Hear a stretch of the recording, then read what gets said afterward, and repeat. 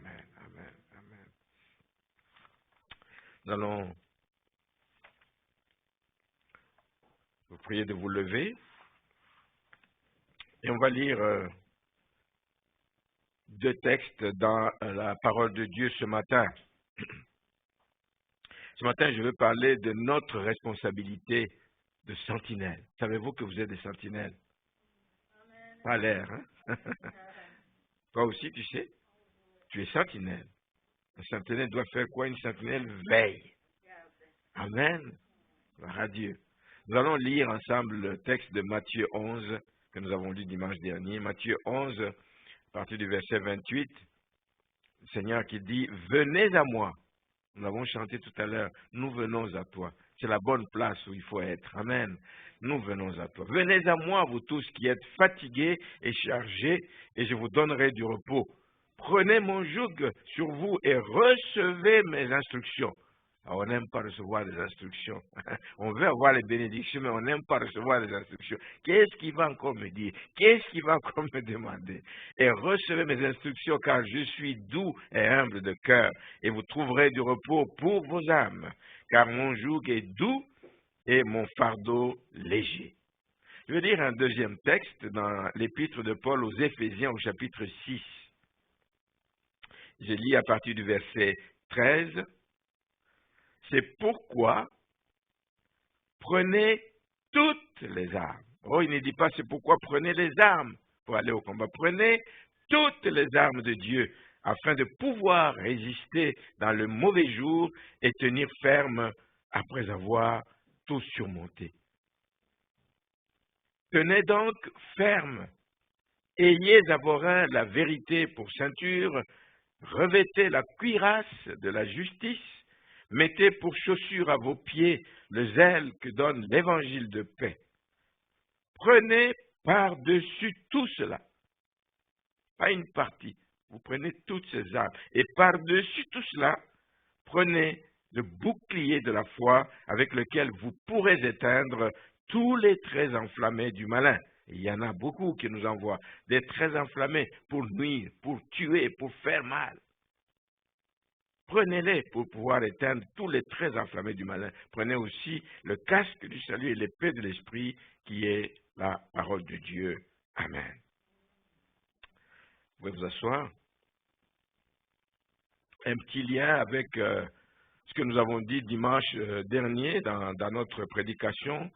Vous vous rappelez que nous avons parlé du repos. Le repos que Jésus promet à tous ceux qui sont fatigués, à ceux qui sont chargés, mais qui viennent à lui.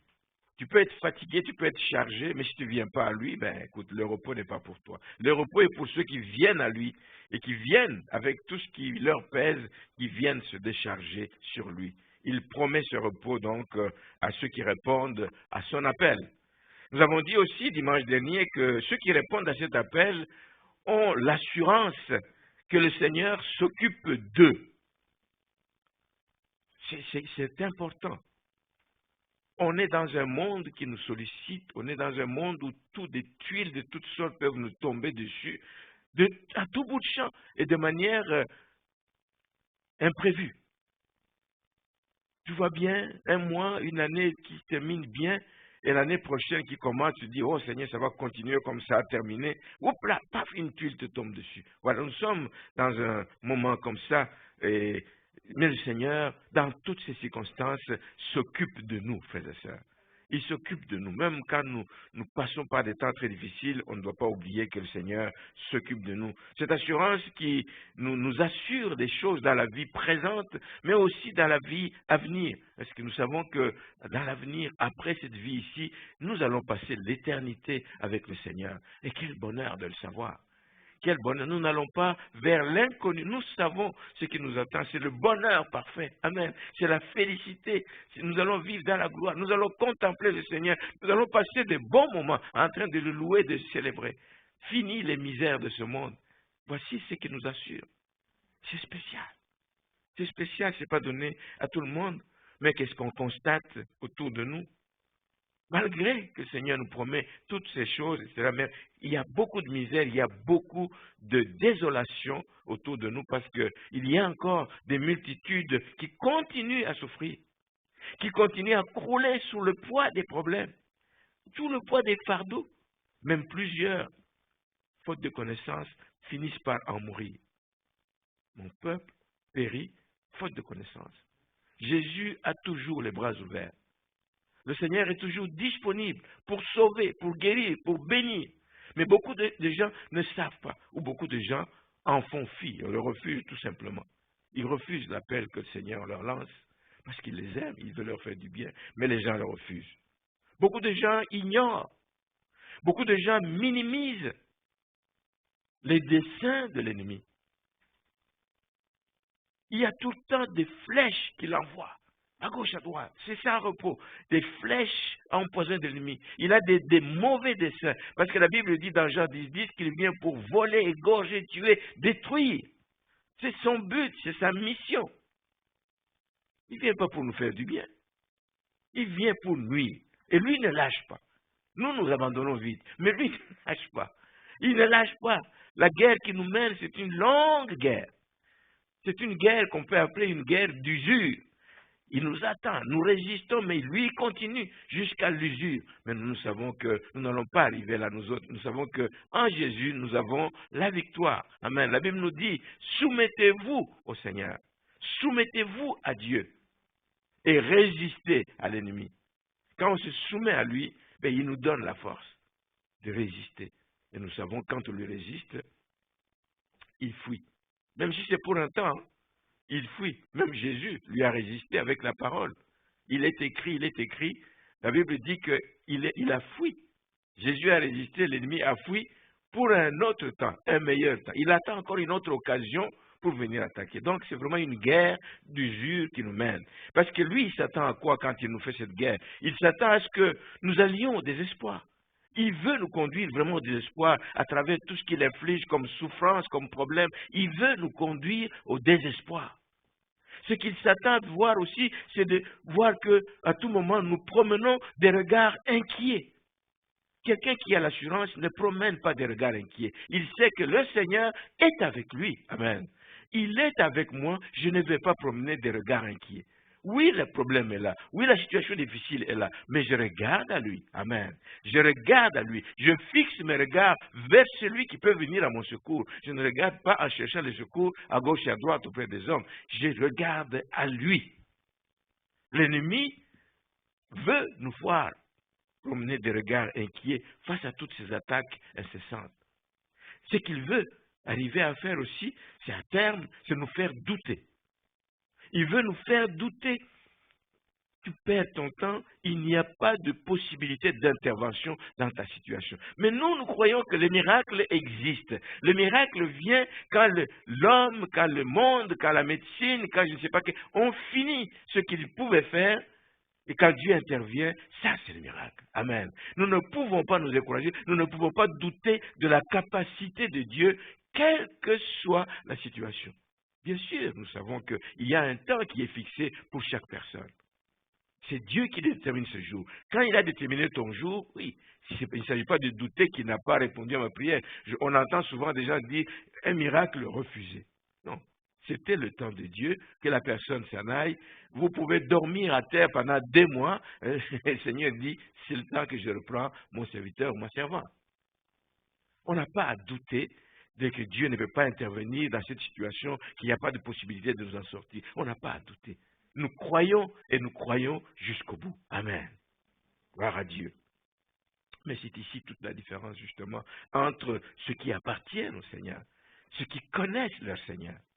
Ceux qui savent qu'ils peuvent lui faire confiance, ceux qui s'attendent à lui. C'est toute la différence avec ceux qui ne le connaissent pas ou qui le rejettent. C'est là qu'on voit toute la différence. Alors, ce matin, je voudrais ajouter un autre volet concernant le repos auquel Jésus convie ceux qui viennent à lui.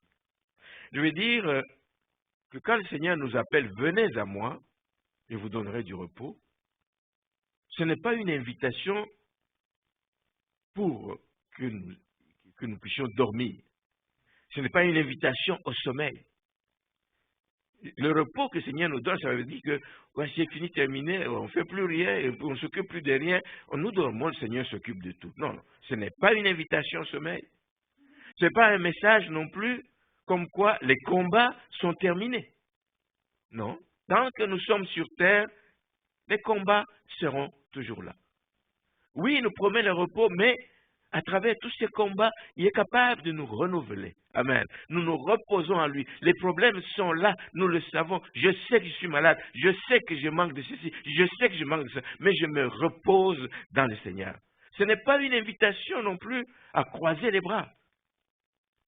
Et il a tout accompli, moi je n'ai plus rien à faire. Non, il y a encore un travail que nous sommes appelés à faire ici-bas. C'est pour ça que je dis, nous sommes des sentinelles, je vous ai en parlé tout à l'heure. Or, dans le premier texte que nous avons lu de Matthieu, donc venez à moi, le Seigneur appelle donc ceux que le Seigneur appelle, donc ont des exigences à respecter. Nous l'avons lu, il dit, au verset 29, il dit, recevez mes instructions. Venez à moi, mais recevez mes instructions. Il y a des exigences, il y a des attentes qu'il a vis-à-vis de ces personnes. Il y a des choses que nous devons faire quand nous nous soumettons à lui. Mais, merci Seigneur. Recevez mes instructions. Parce que tant que vous êtes ici sur terre, vous êtes encore en guerre.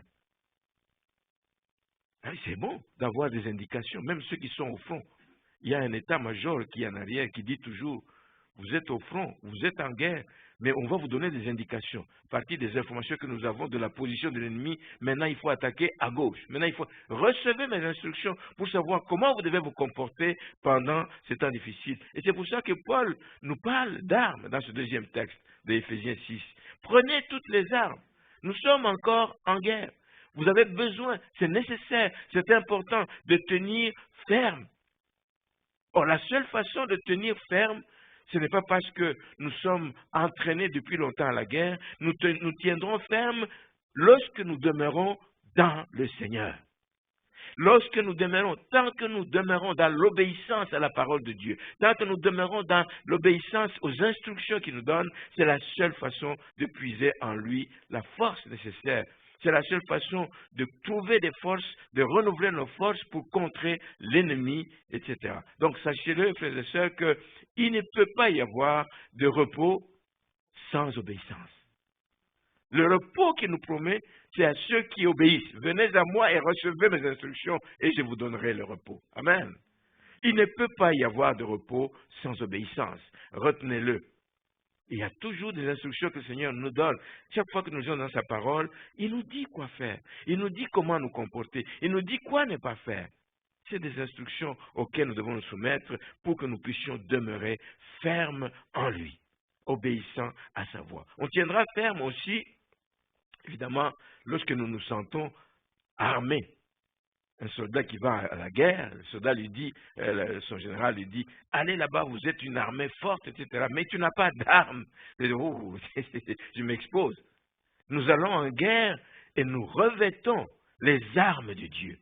Nous sommes en guerre et nous revêtons les armes de Dieu pour tenir contre les ruses de l'ennemi. Nous avons besoin de ces armes parce que nous savons que l'ennemi ne nous laissera jamais en paix. Même s'il nous laisse en paix pour un temps, c'est parce qu'il réalise, c'est peut-être pas le bon timing. Parce qu'il sent qu'il a en présence de lui quelqu'un qui lui résiste. Comme j'ai dit l'exemple de Jésus. Il essaye une première fois. Jésus lui résiste, il lance la parole et il dit, il est écrit. Il revient une autre fois avec une autre proposition. Il est encore écrit. Il dit non, non, non. Celui-là, il est blindé, il est armé, j'ai rien à faire. La Bible dit qu'à ce moment-là, quand il réalise, il va partir, il va fuir pour un temps, attendant un autre moment. Peut-être j'arriverai au moment où il est distrait, peut-être j'arriverai au moment où il se sent faible, peut-être j'arriverai au moment où il n'est pas dans le respect des instructions. Donc, l'ennemi est comme ça, une guerre d'usure. Mais nous tiendrons ferme en revêtant toutes ces armes. L'objet de mon message ce matin n'est pas de vous parler de ces armes spirituelles, mais nous pouvons résister si nous restons fermes, si nous restons sur nos gardes, si nous ne veillons pas à ne pas tomber dans la tentation. Mais l'ennemi va aussi fuir parce qu'il voit que nous avons des armes, que nous connaissons nos armes et que nous nous en servons. Quoi ça sert? de porter des armes, bardé d'armes de tous côtés, tout, mais tu ne sais même pas t'en servir. La Bible dit, et c'est Paul qui parle à son fils Timothée, il l'exhorte à 3 reprises dans ces 2 lettres à Timothée, dans ces 2 épîtres, il l'exhorte à 3 reprises à combattre le bon combat, comme lui-même a combattu le bon combat. Il dit, j'ai combattu le bon combat, j'ai achevé ma course, j'ai gardé la foi. Le repos, frères et sœurs, ne peut venir qu'après avoir lutté, après avoir résisté à l'ennemi. C'est pour dire qu'il n'y a pas de contradiction. Il dit, je vais vous donner le repos, mais vous devez lutter. Oui, le repos vient chaque fois que nous faisons ce que le Seigneur nous demande. Il nous donne un repos après ce combat-là. Ce matin, j'aimerais donc parler juste d'une arme parmi ces armes qui ont été évoquées. J'aimerais parler d'une arme en particulier, une arme qui nous permet de ne pas abandonner le combat. C'est le bouclier de la foi. C'est par la foi, frères et sœurs. C'est par la foi que nous tiendrons. C'est par la foi que nous marcherons. C'est par la foi que nous allons continuer à lutter. C'est par la foi. Quand vous avez perdu la foi, vous avez tout perdu. Le bouclier de la foi, nous devons y veiller. Et Paul, ici, dans le texte, il dit, dans le texte, il ne dit pas, allez vous fabriquer un bouclier. Il dit, allez dans tel magasin acheter un bouclier. Lui, c'est un bon constructeur, c'est un bon fabricant d'armes. Non, il dit, prenez le bouclier de la foi que Dieu vous donne. Prenez le bouclier, c'est lui qui nous donne la foi. Prenez ce bouclier, prenez ce que Dieu vous donne et qui vient de la parole de Dieu. La foi nous vient de la parole de Dieu. C'est là que nous allons puiser donc cette foi, mais pas de nos propres idées. Des fois, on se trompe comme être humain. Des fois, on se trompe comme personne. Ah, j'ai beaucoup d'expérience, je suis capable de faire ceci, je suis capable de passer tout seul à travers. Prenez le bouclier de la foi. Il va vous aider à passer à travers toutes choses. C'est la foi qui fait grandir votre confiance en Dieu. C'est la foi. Plus elle est forte, plus vous allez résister, vous allez être ferme. Prenez le bouclier de la foi. Mais ne croyez pas juste tout que je suis capable. Rappelez-vous de l'histoire de Samson. Samson avait le secret de sa force dans les tresses, dans ses cheveux. Et tant qu'il n'avait pas dévoilé ce secret, il était fort. Il avait confiance, il avait la foi, c'est là-dedans. Mais le jour où il a livré le secret, c'est ce qui est arrivé, les Philistins lui sont tombés dessus, on l'a rasé, il ne savait plus quoi faire. Mais regardez l'erreur qu'il a commise. Ne sachant pas que Dieu s'était retiré de lui. Voici ce qu'il dit dans Juges, le livre des Juges, chapitre 16, verset 20, il dit, devant ces Philistins, il sait que c'est fini, on l'a attrapé, on l'a rasé, il sait, mais il croit que tout ce qu'il a développé comme force pendant des années, il dit, je m'en tirerai comme les autres fois. Wow. Tu n'as plus de bouclier, tu crois en toi-même. Dis, je m'en tirerai comme les autres fois et je m'en dégagerai. Mais vous connaissez la suite. Vous connaissez la suite.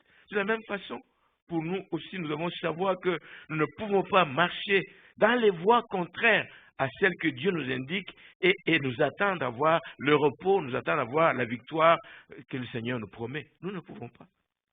Le repos est conditionné à notre marche avec le Seigneur. Ce n'est pas n'importe quel bouclier qui peut résister. Le bouclier de la confiance en soi ne résiste pas aux traits enflammés du malin. Dans l'époque, quand ils fabriquaient les boucliers, ce n'est pas comme les boucliers actuels des policiers ou des soldats avec un bouclier. Chez eux, c'est un bouclier qui couvrait quasiment tout, de la tête jusqu'aux pieds. Et ce n'était pas transparent, on ne voyait pas à travers. Aujourd'hui, on voit à travers, on sait voir qu'il a une arme et qu'il a une matraque, qu'il a si. Non, là, on ne voyait pas. Mais par contre, les boucliers étaient faits de façon qu'il y a un produit, une huile ou je ne sais pas quoi que l'on mettait dessus, de sorte que les traits enflammés, c'était qu'ils plongeaient avec du poison dans un truc et puis qu'ils allumaient le feu. Quand ils lancent la flèche, c'est le feu qui vient. Ça ne brûle pas le bouclier parce qu'il y a un produit qui protège. Merci Seigneur. Le bouclier de la foi nous protège contre les traits enflammés du malin. On ne peut recourir au bouclier de la foi que si on a mis notre confiance totalement dans le Seigneur. L'exemple de David est typique. Le jeune garçon que tout le monde minimisait face à un Goliath que tout le monde craignait. Goliath qui criait alors que venez, venez, venez, venez, venez. C'est un petit garçon qui vient combattre. Il avait son bouclier. Saül veut lui proposer d'autres armes. Il dit non, moi je viens avec les armes que Dieu me donne. La foi. J'ai la foi. Je connais mon Dieu. Je l'ai vu à l'œuvre dans le passé. Je sais qu'il ne m'abandonnera pas. Je vais y aller. Mais tu vas mourir. Je vais y aller. J'ai la foi. Le bouclier de la foi. Hein? Toutes les armures sophistiquées que Saül lui donnait, qui pesaient d'ailleurs très lourd sur lui parce que ce n'était pas de sa carrure, tout ça, il a dit non, je n'ai pas besoin de tout cela. Je mets ma confiance dans l'Éternel. Je marche, il dit à Goliath, je marche devant toi au nom de l'Éternel des armées. Au nom du Dieu Tout-Puissant, je marche devant toi avec sa puissance. Je marche et je n'ai pas peur. Je ne tremble pas. Je ne passe pas de regard inquiet à gauche, à droite. C'est vers lui que je me confie.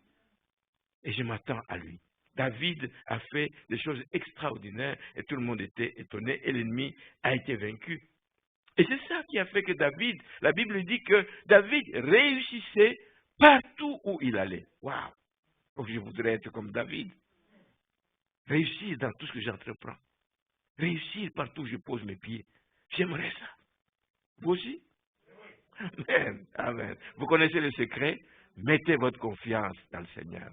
Soyez munis toujours de ce bouclier de la foi qui va éteindre tout ce qui vous bloque, tout ce qui vous empêche d'avancer, tout ce qui vous empêche de percer. Ayez ce bouclier de la foi partout, dans toutes sortes de combats. Il n'y a pas de petits combats. L'ennemi peut te lancer une flèche au moment où tu t'attends le moins. Dans tous les combats, le bouclier de la foi. Et voici ce qui arrive à ceux qui recourent au bouclier de la foi. Des gens comme ça, tout ce que l'ennemi peut leur lancer comme défi, ils ne regardent pas au défi que l'ennemi leur lance. Ils ne regardent pas, ils minimisent le défi que l'ennemi leur lance, parce que lui, nous savons qu'il est spécialiste de gonfler des situations parfois. Il fait ça, il grossit la fête, tu dis, oh, c'est fini, je suis fini. Non, tu ne regardes pas cela. Tu ne regardes pas ça parce qu'il veut te faire reculer. Mais celui en qui nous avons confiance, frères et sœurs, est plus grand que tous ces problèmes. Il est plus grand que toutes ces montagnes qui peuvent se dresser devant nous. On ne doit pas trembler devant ces situations. On doit juste faire un effort pour avoir un regard différent des gens qui n'ont pas d'espérance, des gens qui n'ont pas Dieu, des gens qui ne savent pas que celui qui est en eux est plus fort que celui qui est dans le monde. Ceux qui ont Dieu, qui savent que Dieu est avec eux, je suis avec vous tous les jours jusqu'à la fin du monde, tout le temps et partout. Ceux qui le savent, ils portent un regard différent sur les problèmes. Oui, le problème est là, je ne nie pas que le problème est là. Il est là, mais je porte un regard différent. Ça a été le cas d'Élisée. Élisée qui dévoilait tous les secrets, évidemment, du roi de Syrie, quand il voulait attaquer le peuple de Dieu. Il dévoilait tous les secrets, et puis tout ça a été, ils évitaient, c'est eux qui tombaient plutôt dans l'embuscade. Il dit, mais qu'est-ce qui arrive? Il doit y avoir quelqu'un autour de moi qui est en train de dévoiler les secrets. Je planifie quelque chose, avant même de le réaliser, on nous a déjà piégés. C'est pas normal, il y a quelqu'un. Il dit, non. Le fautif dans tout ça, c'est qui? C'est Élisée, le serviteur de Dieu. Il sait même ce qui se passe dans ta chambre à coucher. Alors là, c'est oh! Il sait toutes ces choses. Et Élisée se trouve donc un jour attaqué.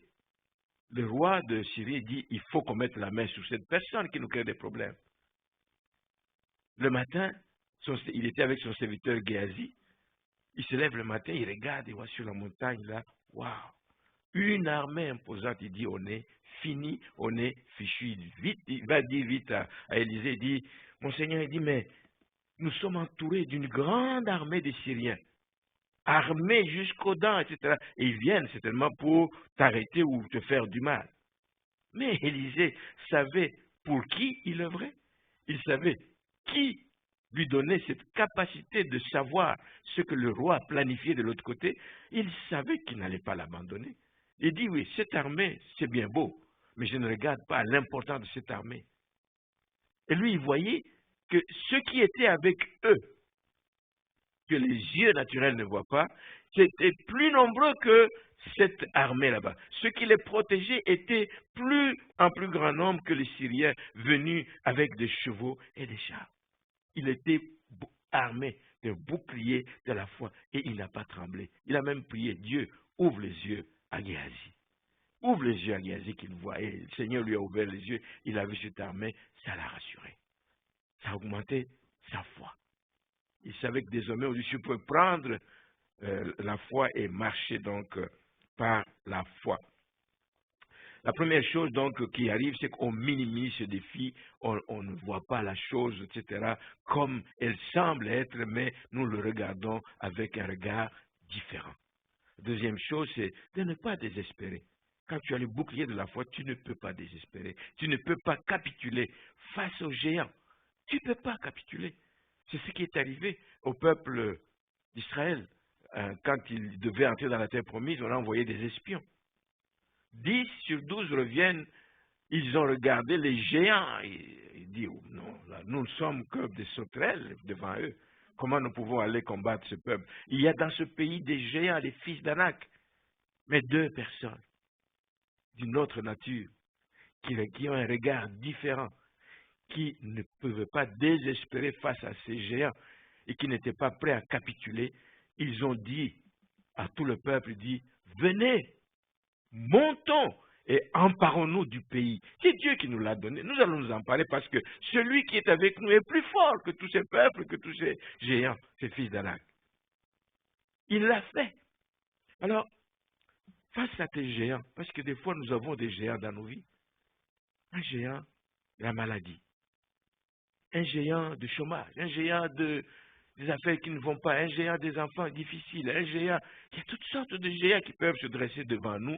Frères, sœurs, je voudrais vous inviter ce matin à utiliser, à vous servir de votre bouclier, le bouclier de la foi, et vous pourrez arrêter donc tous les traits enflammés du malin. Quand on est équipé du bouclier de la foi, je l'ai dit d'ailleurs tantôt, c'est un message que nous donnons à l'ennemi. L'ennemi sait que l'homme en présence de moi est déterminé. Jésus était déterminé. Dans sa façon de répondre, il n'hésitait pas, il ne tremblait pas, il n'était pas tenté de céder aux offres de l'ennemi. Quand l'ennemi voit qu'il a en présence de lui quelqu'un qui est déterminé à résister, et c'est ce que j'ai dit tout à l'heure de cette parole de Jacques, soumettez-vous à Dieu. C'est la première chose. Mettez-vous en ordre avec lui, soyez en accord avec votre Dieu, et puis résistez au diable. Et ce qui va arriver, c'est qu'il va fuir loin de vous. En attendant peut-être une autre occasion, mais pendant ce temps, tu peux avancer, tu peux faire ce que tu voulais faire. Amen. Merci Seigneur. Alors, permettez-moi de revenir donc encore une fois à ce que j'ai dit tout à l'heure quand j'affirmais que le repos que Jésus nous promet n'est pas une invitation à la paresse. Non. Il y a un appel qui est sur nos vies. Ce n'est pas une invitation à croiser les bras. Je voudrais y revenir parce que nous devons savoir quand nous venons au Seigneur, quand nous donnons notre vie au Seigneur, Dieu nous prend comme ouvriers. Nous sommes ouvriers avec Dieu. Il nous engage dans son armée. Il nous engage dans sa troupe. Il nous engage parmi ses ouvriers. Nous travaillons avec lui. Donc, quand il nous associe à son œuvre, il nous confie la charge d'être des sentinelles. Une sentinelle ne dort pas. Une sentinelle est appelée à veiller en permanence. Quand c'est ton tour, en tout cas, c'est ton tour d'être sur la garde, mais tu veilles là. Tu ne peux pas te permettre de dormir parce que à ce moment-là, l'ennemi peut entrer facilement. Tu regardes et tu surveilles tous les mouvements. C'est un travail que nous sommes appelés à faire en permanence. Et c'est un travail qui a un double volet. Un double volet. Je vais lire 2 textes qui nous en parlent. Dans Isaïe 62 d'abord,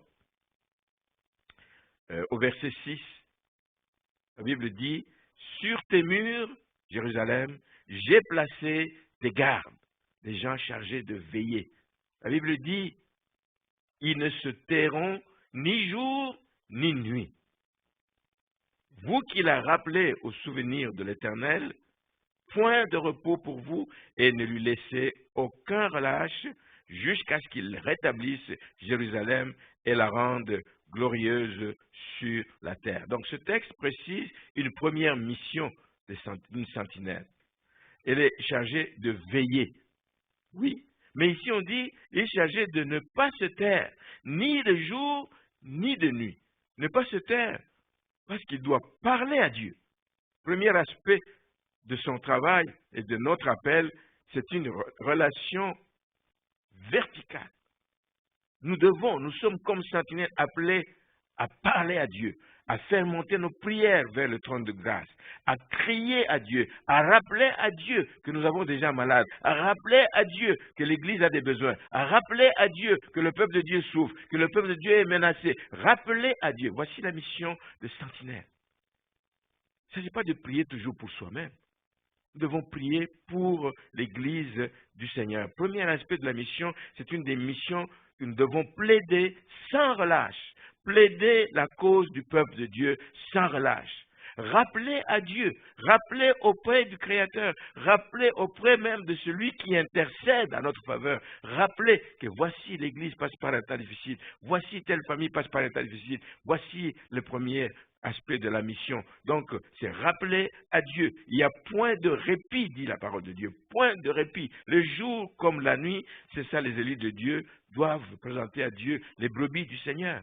Dire, voici les brebis continuent à souffrir, continuent à errer loin de la bergerie. Continuellement présenter cela à Dieu, parce que c'est pour elles que Jésus a versé son sang. Priez pour la conversion des gens. Priez, c'est notre rôle de sentinelle. Et nous savons quand nous nous confions au Seigneur dans des moments comme ça, on ne peut pas être fatigué parce que en lui nous renouvelons nos forces. En lui nous renouvelons nos forces. La Bible nous en parle dans Ésaïe 40 que ceux qui se confient à l'Éternel renouvellent leurs forces, ils se fatiguent point. Donc, sans relâche, crier à Dieu, relation horizontale. Le deuxième texte qui nous donne l'autre aspect, c'est dans Ézéchiel, Ézéchiel 33. C'est un peu plus long, je lis à partir du verset 1er. La parole de l'Éternel me fut adressée en ces mots. Dis, fils de l'homme, parle aux enfants de ton peuple et dis-leur.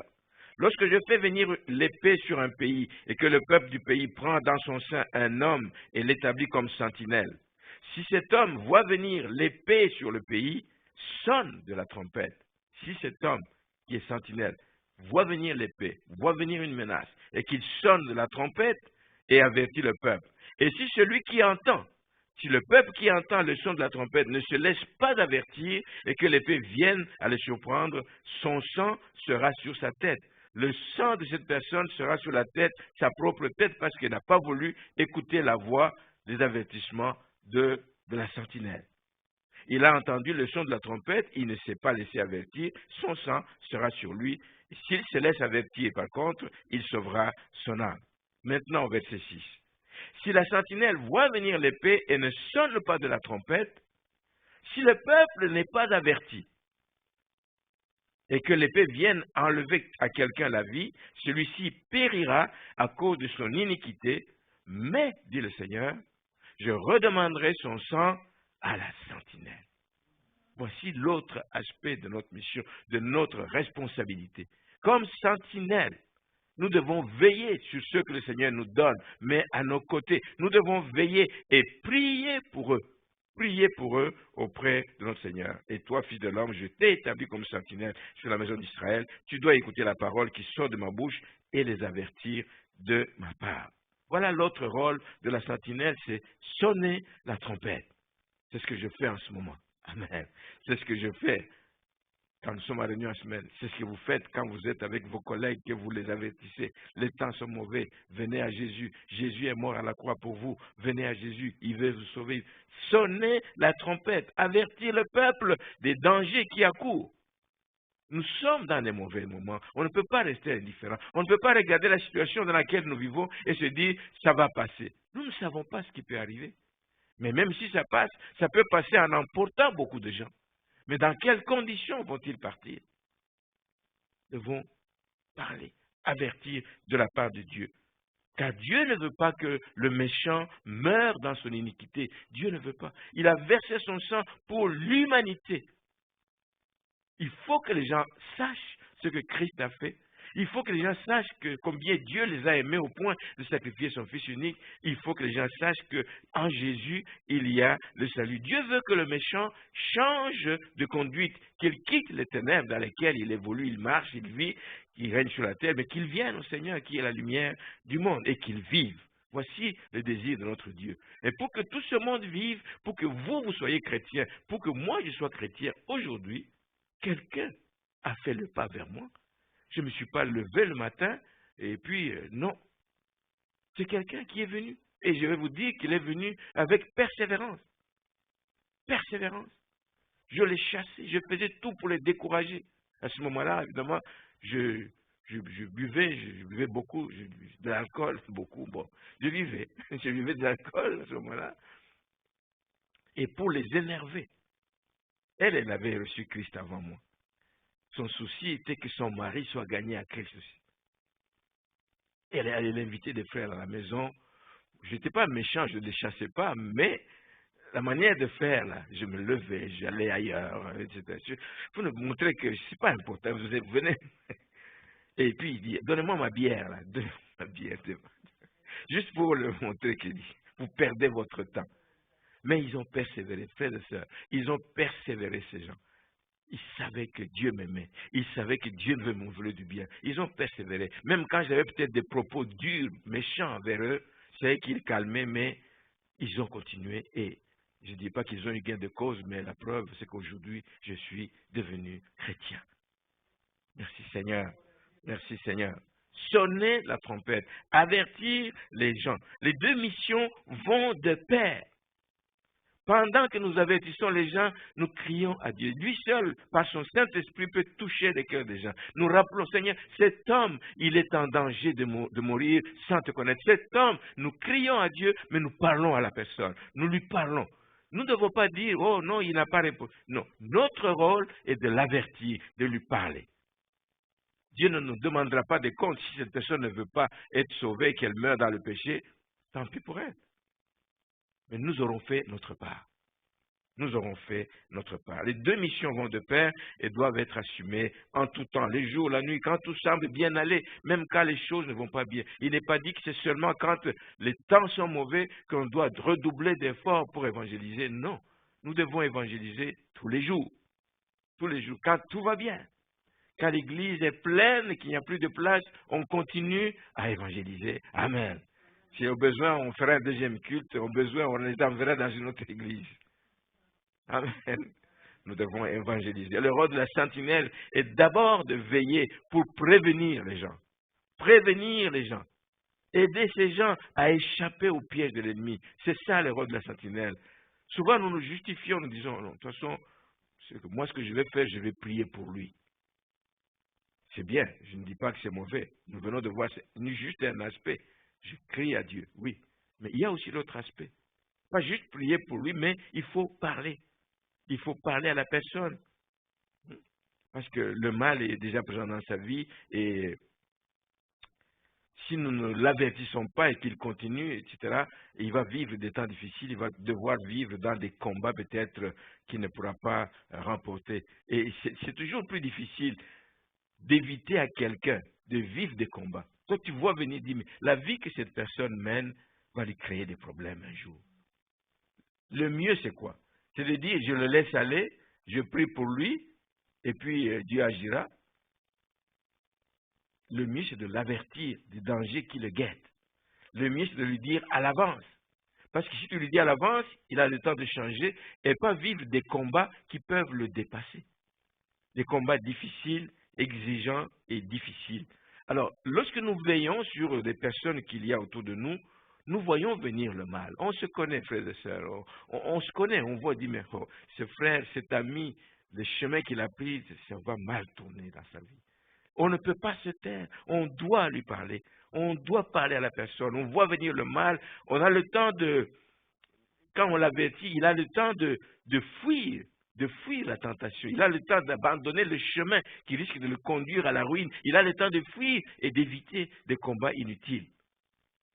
Voilà donc, je me posais la question, et c'est par là que je vais tranquillement terminer. Quelle est l'attitude de l'Église? L'Église, c'est nous. des amis de Dieu, oui, mais des disciples de Jésus, oui, mais aussi des sentinelles. Nous sommes une église de sentinelles. Amen. Quelle est notre attitude comme église, comme chrétien en général, face à cette responsabilité?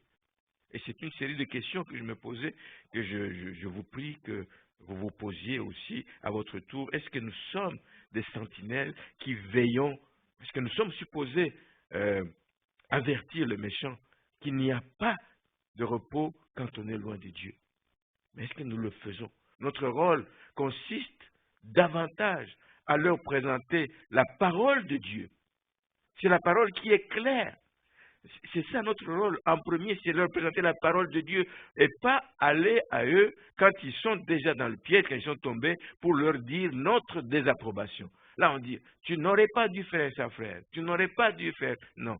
Le rôle premier, c'est de leur présenter le chemin, la vérité et la vie, qui va leur éviter de tomber dans le piège. Mais c'est facile de revenir tout le temps après, dire notre désapprobation après coup, quand le mal est déjà fait. Non. Notre rôle, c'est de devancer les choses. C'est de parler. N'avons-nous pas tendance, frères et sœurs, à plutôt fermer la bouche devant ces situations? Nous gardons des fois un silence coupable, coupable. Parce que simplement, on ne veut pas perdre un ami, on ne veut pas être accusé de fanatique et dire, mais ah, lui, non, je n'aime pas le voir. Chaque fois qu'il vient, tu peux me parler. Tu ne veux pas qu'on te prenne comme quelqu'un qui vient embêter. Ce n'est pas embêter. Quand tu le fais de la part du Seigneur, ce n'est pas embêter. Amen. Et pour avoir pris des risques, des fois, d'annoncer l'évangile à certaines personnes, leurs vies ont changé. Ils ont évité la catastrophe. Vous devez en connaître autour de vous.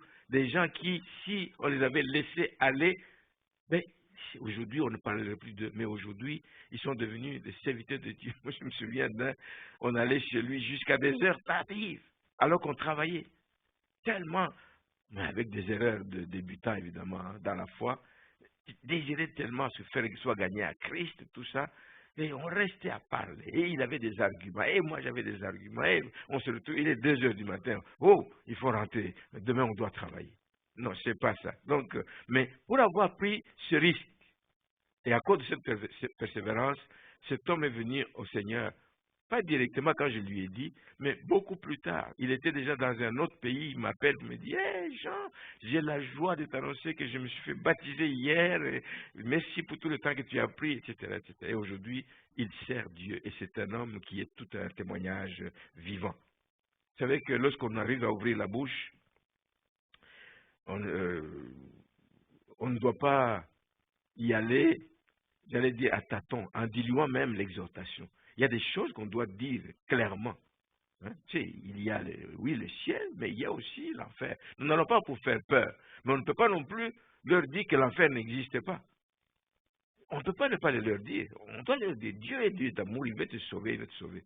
Mais voici le sort, malgré tout, de ceux qui ne reconnaissent pas le Seigneur comme sauveur personnel. Donc, il y a quelque chose qui... Nous ne devons pas diluer notre exhortation. Nous ne devons pas avoir à dire les choses telles qu'elles sont, parce que nous voulons les rendre acceptables. Il faut que j'utilise ça plutôt pour... Comme ça, il y a des chances qu'il accepte. Mais si tu ne lui as pas dit la vérité dès le départ, il va dire, mais il ne m'avait pas dit ça au début.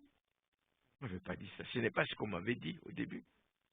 Viens à Jésus, tous tes problèmes sont finis. Non.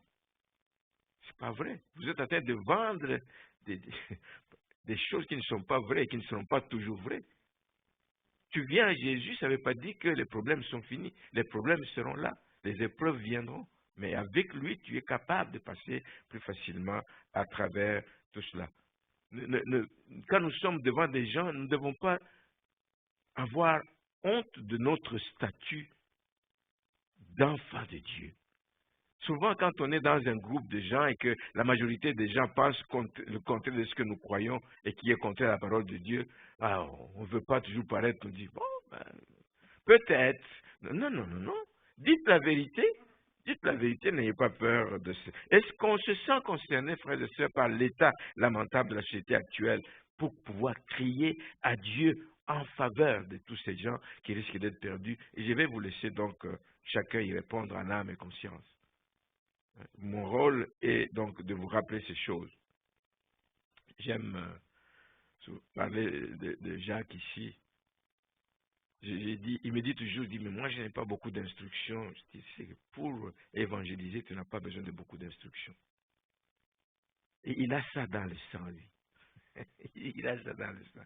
Et, partout il passe, à la pharmacie, chez le médecin, dans les grandes surfaces, etc. Partout il va toujours, je ne sais pas comment, un esprit tellement alerte là. Il va toujours trouver une porte d'entrée à travers une conversation qu'il a même avec une personne qu'il ne connaît pas. La personne dit, ah, vous savez pas le temps qui court. Il va trouver le moyen de contourner pour parler de Jésus. Extraordinaire. J'aime ça, je dis, il devrait nous donner des cours. Il trouve toujours l'occasion de placer un mot sur le besoin que les gens ont du Seigneur. Quand quelqu'un te parle, il dit, mais nous vivons des temps difficiles. Oui, il peut juste dire, ben oui, malheureusement. Non, c'est le temps. Jésus vient bientôt. Jésus est venu justement pour que nous puissions nous en sortir. Trouver le temps. Et lui, à ce moment-là, j'aime aussi son attitude. Il a toujours dans sa veste, dans la chemise, dans le pantalon, et s'il n'en a pas, dans l'auto, il va avoir un Nouveau Testament. Et il a presque épuisé notre stock de Nouveau Testament. On doit approvisionner. C'est du bon travail, par exemple. Je ne suis pas en train de reprocher ça. Il a presque épuisé ça. Il en a toujours un. Attendez, si je n'en ai pas dans la poche, il dit, mais donnez-moi une seconde. Mais vite dans l'auto, il prend et il donne. Et souvent, les gens acceptent. Nous ne savons pas ce que le Seigneur fait avec ça. Nous ne savons pas ce que le Seigneur fait avec ça, mais l'important, c'est que nous avons exposé les gens à la parole de Dieu. Alors, en terminant ce matin, je vous invite, frères et sœurs, à prendre conscience que Dieu demandera aux sentinelles endormis le sang de ceux qui vont périr. Et c'est une lourde responsabilité, parce que vous les avez laissés dans l'ignorance de la vérité.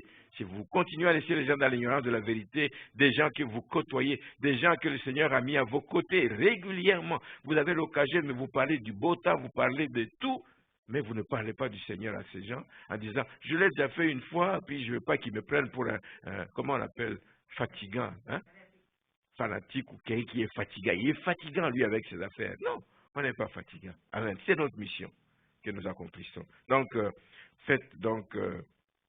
prenez conscience de ça.